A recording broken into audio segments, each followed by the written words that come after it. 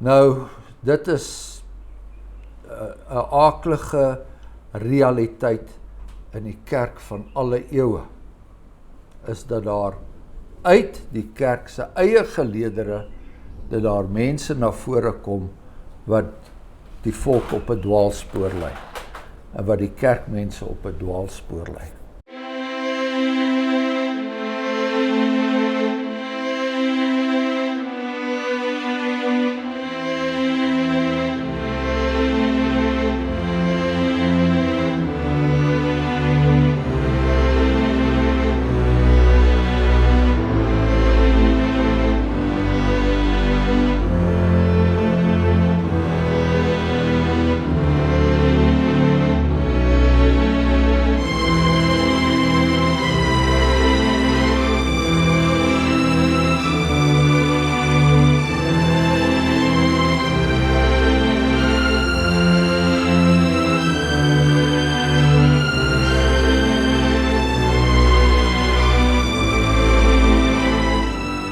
Ons het gekom by die 20ste hoofstuk vers 28 in die boek Handelinge.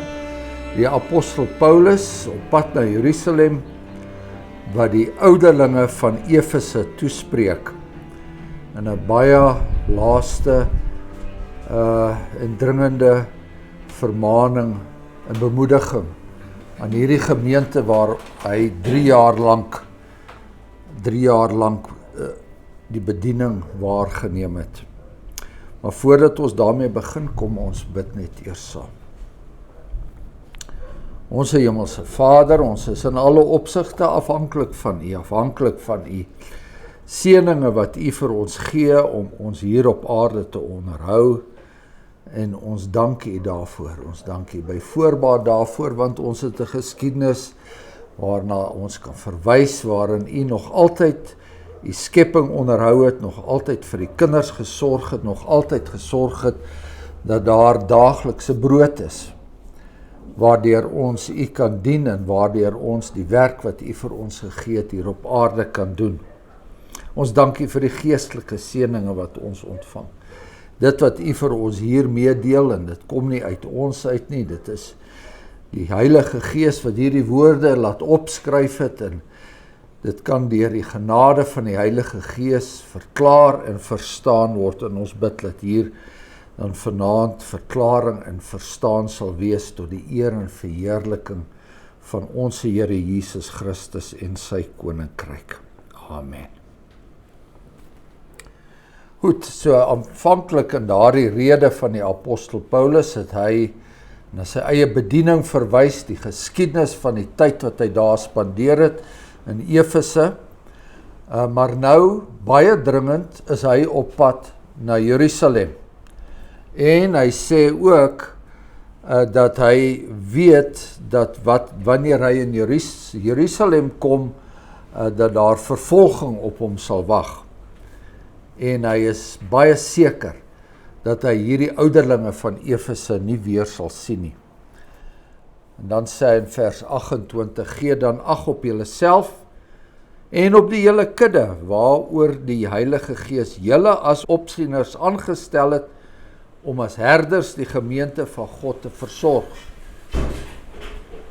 wat hy deur sy eie bloed verkry het. Want ek weet dit, dat na my vertrek, wrede wolwe onder julle sal inkom, en die kudde nie sal spaar nie. Ja, uit julle self sal daar manne opstaan wat verkeerde dinge praat, om die disippels weg te trek agter hulle aan. Daarom moet julle waak en onthou dat ek 3 jaar lank, nag en dag, nie opgehou het om elkeen met trane te vermaan nie. En nou, broeders, dra ek julle op aan God en aan die woord van sy genade, wat magtig is om julle op te bou en julle 'n erfdeel te gee onder al die geheiligdes. Niemand se goud, silwer of goud of klere het ek begeer nie, maar julle weet self dat hierdie hande voorsien het in die behoeftes van my en die wat by my was. Ek het julle in alles getoon dat ons deur so te arbei die swakkes moet help En die woorde van die Here Jesus moet onthou dat hy gesê het, dit is saliger om te gee as om te ontvang. En na hierdie woorde het hy neergekniel en met hulle almal saam gebid. En daar het 'n groot geween ontstaan van almal. En hulle het Paulus om die hals geval en hom gesoen. Veral bedroef oor die woord wat hy gesê het, dat hulle sy aangesig nie meer sou sien nie. En hulle het hom na die skip begelei. So ons oordink nou 'n bietjie vanaand hierdie woorde. Die eerste ding wat die apostel Paulus vir die ouderlinge sê, gee dan ag op julleself en op die hele kudde. Ons moet nie vinnig verbygaan wanneer hy sê gee ag op julleself nie. Die belangrikste werk van die ouderlinge is dat hulle eerstens na hulle eie geestelike toestand sal kyk. Die apostel Paulus skryf later aan Timoteus, en nou moet ons onthou, as ons die briewe van Timoteus lees, die briewe aan Timoteus lees, moet ons onthou dat daardie briewe ook indirek geskryf is aan die gemeente in Efese. Daai gedeelte is daar in 1 Timoteus 3, waar die apostel Paulus vir Timoteus sê, hoor die so opsiener moet so lyk, hy moet hierdie karakter hê, 'n man van een vrou, goeie getuienis in die gemeenskap, 'n diaken moet so lyk, ek wil hê die vroue se gedrag moet so wees. Dis nog steeds alles uitelik indirek gerig aan die gemeente in Efese, want Timoteus was op daai stadium in Efese. So behalwe hierdie toespraak, het ons ook dan daardie woorde deur Timoteus aan die gemeente en aan die ouderlinge in Efese, maar ons het ook die brief van die Efesiërs, wat vir ons ook 'n aanduiding gee van hoe dit gestand was in daardie gemeente en wat vir die Here belangrik was om deur die apostel Paulus aan hulle oor te dra. En dan, soos ons verlede keer ook gesê het, laastens, die brief wat daar in die boek Openbaring deur die Here Jesus Christus aan die gemeente in Efese gerig is. Die eerste van die 7 briewe wat daar gerig is aan die 7 gemeentes in Klein-Asië, is gerig aan die gemeente in Efese. So ons kan redelik baie aflei uit wat die omstandighede was in Efese, behalwe dit wat ons in Handelinge lees. Gee ag op julleself, sê die apostel Paulus vir die ouderlinge hier. Met ander woorde, soos hy dan in Timoteus, die eerste brief van Timoteus ook vir Timoteus self sê, let op jouself en die leer, en volhard daarin, want deur dit te doen sal jy jouself red, sowel as die wat jou hoor. Met ander woorde, 'n opdrag aan die voorgangers in die kerk, dat hulle moet hulle self baie naby aan die Here se woord hou. Nie net terwille van hulle bedieningswerk nie, maar ook terwille van hulle self, want hulle sal self onder aanvalle kom.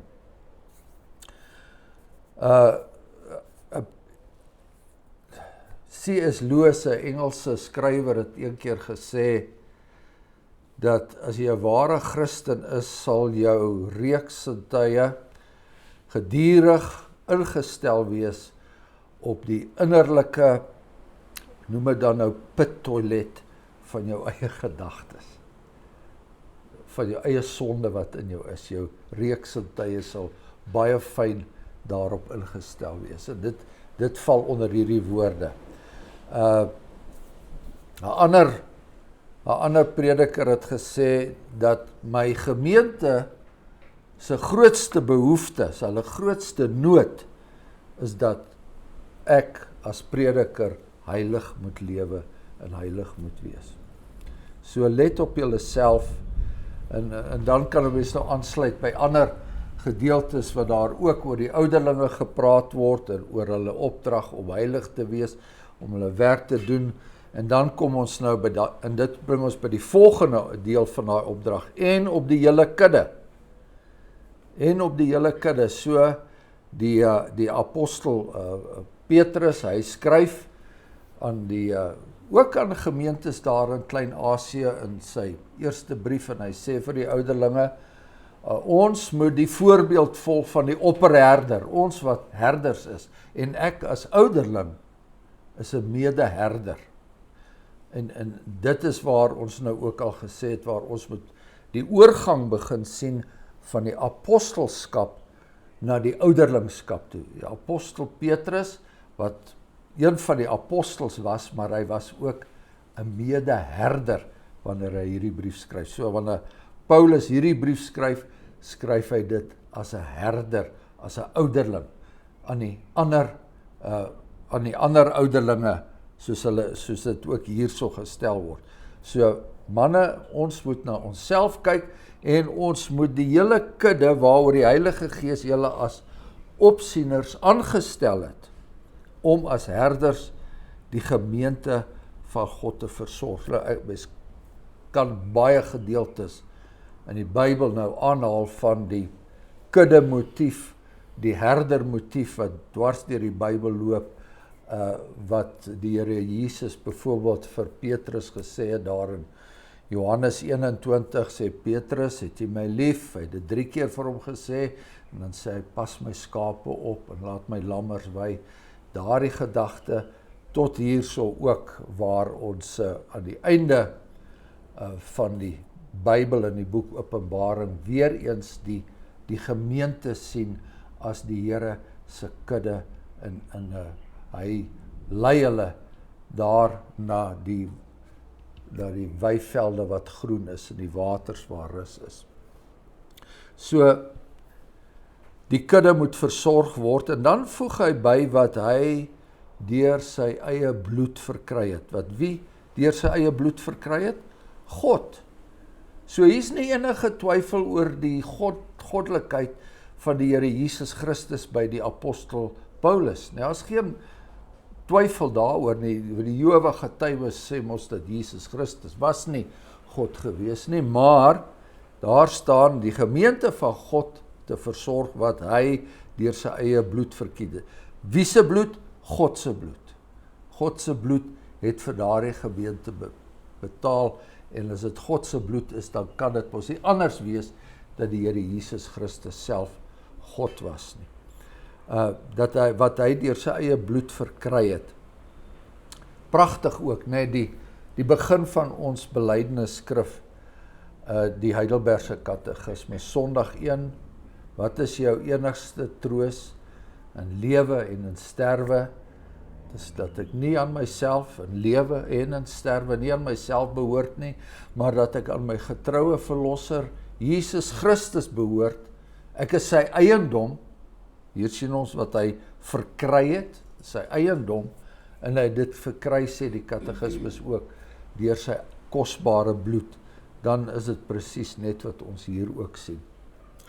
Want, en nou kom hy by die volgende aspek, want ek weet dit dat na my vertrek wrede wolwe onder julle sal inkom en die kudde nie sal spaar nie. Daar sal uit hulle eie geleerdere manne opstaan wat verkeerde dinge praat om die disippels weg te trek agter hulle aan. Nou, dit is 'n aaklige realiteit in die kerk van alle eeue, is dat daar uit die kerk se eie geleerdere, dat daar mense na vore kom wat die volk op 'n dwaalspoor lei, en wat die kerkmense op 'n dwaalspoor lei. En hierdie wrede wolwe, soos elders in die Bybel, wat ons lees in die Paulus se brief aan die Korintiërs, waar hy sê, dat die Satan het 'n manier om homself voor te doen as engele van die lig. So hierdie wrede wolwe kom nie in die vorm van 'n duiwel met 'n 3-tand vurk of 'n wolf met wrede tande. Hy kom in skaapsklere. Hy kom baie keer met 'n groot nederigheid en met baie persoonlike ootmoed en meelewendheid en omgee vir mense. So dis so maklik vir die skape om agter hierdie gedagtes, hierdie dwaalleer aan te gaan. En mens moet maar verstaan dat die apostel Paulus wat hierdie dinge gesien het in sy eie leeftyd, wat dit self ervaar het, dit is nog hier reg in die begin van die kerk, dat hy nie 'n vriendelike oomie was nie. Hy was nie altyd 'n mens nie. Hy was baie keer baie kras en baie streng, want hy het hierdie dinge persoonlik waargeneem. Wrede wolwe wat in die kudde inkom. En hy skryf later aan die Efesiërs, daai selfe gemeente, daai selfe ouderling, hy sê, ons moet dankbaar wees, die Here het gegee sommige as apostels, ander as profete, ander as evangeliste, ander as herders en leraars, om die heiliges toe te rus vir hulle dienswerk tot opbouing van die liggaam van Christus. Sodat almal kan kom tot die eenheid van die geloof. Is dit nie 'n krisis wat ons vandag het nie? Daar is nie eenheid van die geloof nie. Ten spyte daarvan dat die kerke van gereformeerde belydenis nog 'n naam, die 3 formuliere van eenheid het, wat hulle in eenheid moet saambid, is daar nie eenheid van nie. Daar tans op die oomblik byvoorbeeld 'n klag wat teen die moderator van die NG Kerk gedien is, en nie sonder rede nie, waar hy dinge gesê het wat totaal en al teen die belydenis ingaan. So dis in die nuus vandag. Almal kan kom tot die eenheid van die geloof, tot die kennis van die Seun van God, tot die volwasse man. Nou, ander vertalings praat van die volwasse mens of die volwasse persoon. Hierdie woord in die Grieks is spesifiek volwasse man. Hierdie eenheid moet deur volwasse mans aan mekaar gehou word. Dit mans wat standpunt kan inneem. Mans wat nie net met 'n stroom sal meegaan nie. En dan sê hy, sodat ons nie meer kinders sou wees wat soos golwe geslinger en heen en weer gedryf word deur elke wind van lering. Dit is nou Efesiërs 4 vers 14. Deur bedriegery van mense, deur sluiheid. En ek het net nou gesê, daardie dwaalleraars kom slie na die mense toe. Deur sluiheid om lustiglik tot dwaling te bring. So, dis deur al die eeue is dit 'n sentrale probleem van die kerk. En die manne wat in die bres moet staan, is die ouderlinge. So dikwels wat ons nou ook deesdae kry. Ja, maar jy weet die dominees, jy weet wat gaan aan by die teologiese skool? Hoekom word hulle nie meer geleer om vas te staan en om die regte dinge oor te dra en so meer, want op die teologiese skool gaan allerhande ander dinge aan en hulle word allerhande dwaalleringe neem hulle in en so meer. So wat is dit met die dominees dat hulle nie ons kerk het 'n dominee probleem en dan word die dominees by name genoem hierdie en daai en so meer. Maar die ouderlinge in die gemeentes het hierdie dinge ook toegelaat. En dit is hier waar hierdie woorde van toepassing is. As jy tot die volwasse man gelei is, as jy, soos die apostel Paulus aan Timoteus skryf oor die opsiener, hy moet een wees wat binne die gesonde leer is, een wat in staat is om onderrig, een wat in staat is om te onderskei. Groot probleem in die kerke waar ouderlinge nie in staat is om te onderskei tussen wat die waarheid is en wat dwaling is nie. So, en later natuurlik die nog ernstiger woord van die apostel Paulus aan Timoteus, wat op daai stadium die dominee was in Efese, waar hy vir hom sê, hoor hierso Timoteus, jy moet gefokus bly in hierdie wêreld. Ons beweeg in 'n tyd waar mense nie meer by die waarheid wil staan nie, waar hulle meer liefhebbers is van genot as van God, waar hulle daar ondankbaarheid is, waar daar ongehoorsaamheid is aan die vorige geslagte, maar jy moet vas staan. Timoteus staan vas, bly by wat jy geleer het by jou ouma en jou by jou ma in sy geval, en hou aan daai woord vas. Verkondig die woord, hou aan, tydig en ontydig, weerlê, bestraf, vermaan in alle lankmoedigheid en lering, want Daar sal 'n tyd wees dat hulle die gesonde leer nie sal verdra nie, maar omdat hulle in hulle gehoor gestreel wil wees, vir hulle menigte leraars sal versamel. So baie, baie ernstige woorde wat vandag vir ons 100% van toepassing is. Daarom moet julle waak en onthou dat ek 3 jaar lank, nag en dag nie opgehou het om elkeen met trane te vermaan nie. So, die apostel Paulus 3 jaar lank, was hy by hierdie ouderlinge betrokke en was hy in die gemeente betrokke. En nou kan hy nie meer doen, vers 32, om hulle op te dra aan God en die woord van sy genade. En ek hou van daardie toevoeging en die woord van sy genade. 'n bekende Engelse prediker se maat een keer vir hom gesê, was sy die Bybel het, toe sê sy vir hom, my seun, hierdie boek sal jou van die sonde weerhou, of die sonde sal jou van hierdie boek weerhou. En dit werk ongelukkig so. Hoe nader ons in die Here se woord leef, hoe meer sal ons kan vasstaan, ook in hierdie persoonlike lewe, ook om na onsself te kyk, onsself te behoue te kan laat bly. Mens moet nooit die genade wat ons in God het as vanselfsprekend aanvaar nie. En hierdie woord is magtig om jou op te bou en julle erfdeel te gee onder al die geheiligdes. Pragtige begrip daai, erfdeel onder die geheiligdes, wanneer die apostel Paulus sy brief skryf aan Timoteus, daai eerste nie Timoteus nie, Efesiërs, daai eerste hoofstuk wat een lang sin is, een lang lofrede tot God is. Hoeveel keer daarin bring hy nie na vore, dat hulle die ontvangers is van 'n hemelse erfdeel nie. En dit is so kosbaar, nee, wat ons ook in Psalm 16 lees, die meetsnoere het vir my op lieflike plekke geval. Psalm 16 se beruiming sê, my erfdeel is die Heer, God self.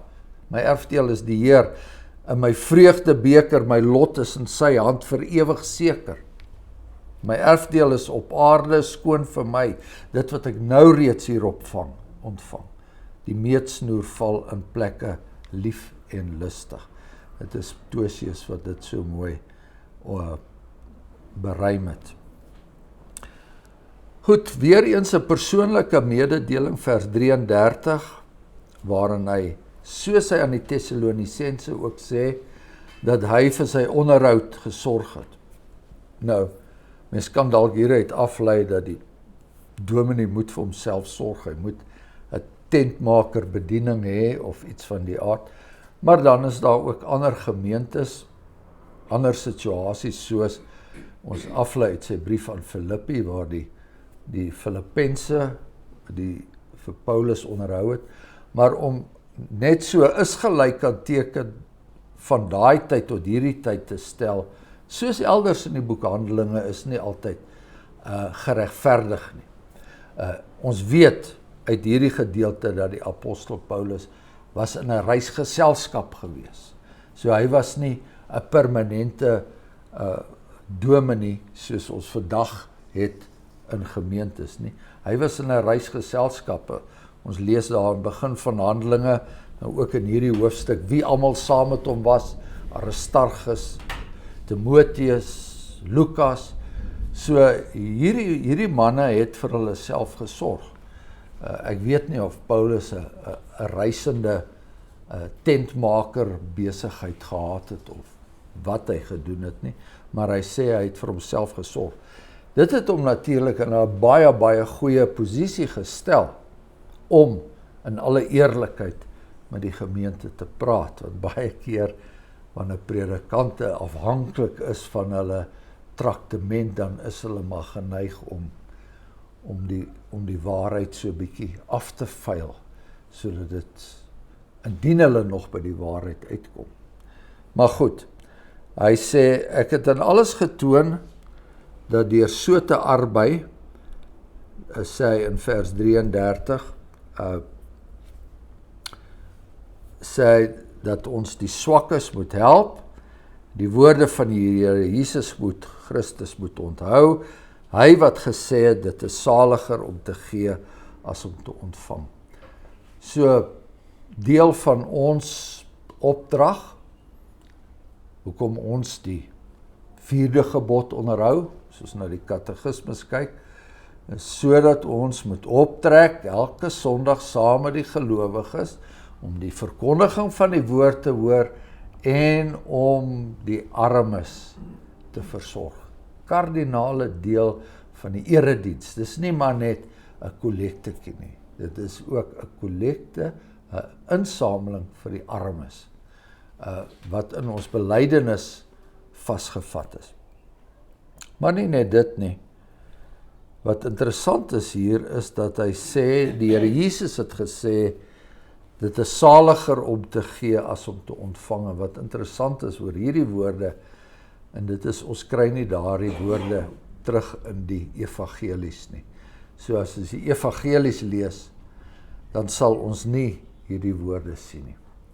Dit is agterna opgeteken. Lukas het dit ergens gehoor, Paulus het dit ergens gehoor, by iemand, want ons weet Paulus was self ook nie iemand wat die Here Jesus Christus persoonlik ontmoet het, terwyl hy nog gelewe het, nie na sy dood wel, maar die Here Jesus Christus het dit gesê op 'n stadium, en iemand het dit onthou, en dit kom nou weer hier na vore. Met hierdie woorde het hy neergekniel, het almal saam met hom gebid, na het 'n groot geween ontstaan, en hulle het Paulus om die hals geval en hom gesoen. Nou elders in die briewe van die apostel Paulus praat hy van 'n broederlike kus, so die gebruike tussen mans is anderster as die gebruike wat vandag geld. Ons val mekaar nie om die hals en soen mekaar nie. Dis iets wat nog in Rusland gebeur, né? In ander kulture is dit heeltemal aanvaarbaar, maar in ons kultuur is ons dit, kyk, jy weet, broederlike kus, dan wonder ons so 'n bietjie daaroor. Ons is nie geneig om te dink, dit is iets wat ons letterlik moet opneem nie, en dit is ook nie.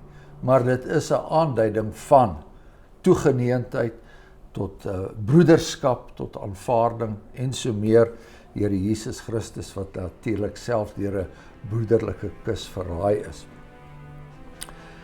Ja, en hulle was veral bedroef oor die woord wat hy gesê het, dat hulle sy aangesig nie meer sou sien nie. En hulle het hom na die skip begelei. So,